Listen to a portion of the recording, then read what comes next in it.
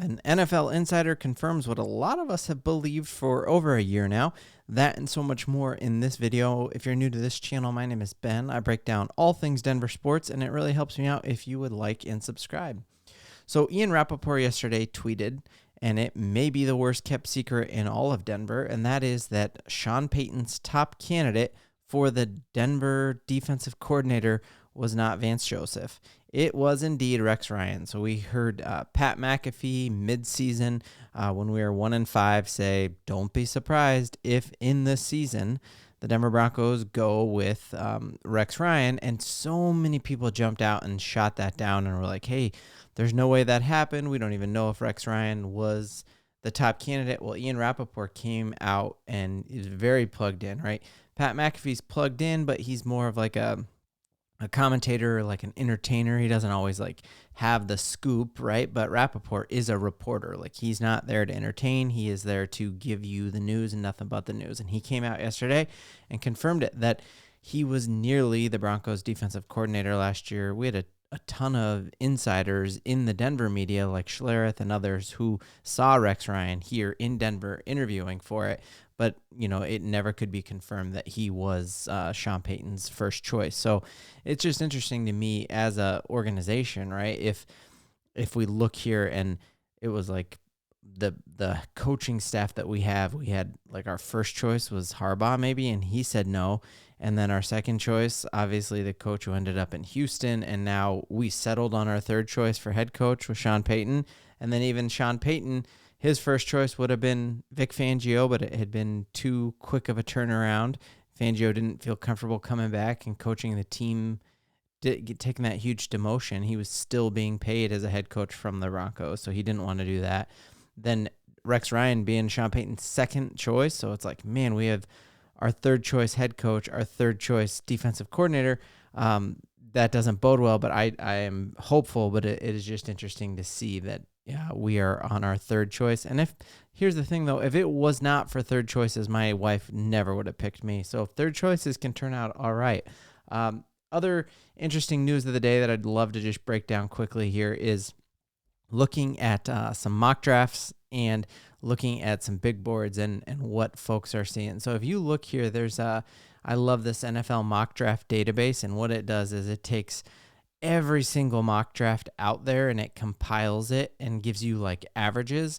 And so it's interesting here to see who are the overall best players available in that 10, 11, 12, 13 range. Because I think what we'll see is a bunch of quarterbacks who are really down here are going to fly up to the top, which means that the Denver Broncos can end up getting an overall better player at 12 if we are to wait for someone at 12 to fall to us. Because, right, if you look down here, you see like a J.J. McCarthy is only the 28th best player in this draft. So if he ends up being in the top 10, that's going to bump a top 10 dude maybe down to us. So if we look here, it looks like the edge rusher out of UCLA, Latu, is the 12th best player. And then we got Terrion Arnold and Nate Wiggins here.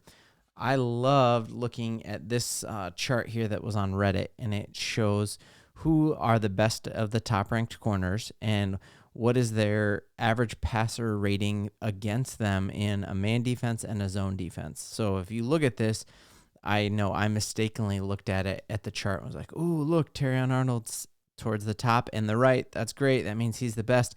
But this is what was the quarterback's score, like their passer rating against them. So actually, you don't want to be the higher is the worst. So this is kind of like golf, I guess, right? So looking at this, man, Nate Wiggins, who the Ringer had mocked to us, that would be awesome, right? That the average passer rating against him in a man was only 68, and when he was in zone is 17. Like, that's really cool. So looking at that, Terrion Arnold actually isn't maybe the one that we would like to fall to us there.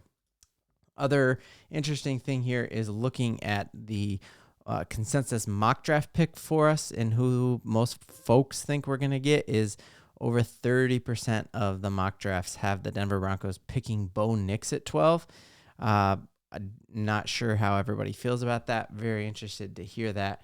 And then last thing I wanted to look at quickly here, I love these. I think the human brain really does best when we have comparisons to make. And so this is really fun. This is draft comparisons to players that we all know. So let's look at some of the ones that we have had mocked to us. So the player comparison for Bo Nix is a less athletic Jalen Hurts.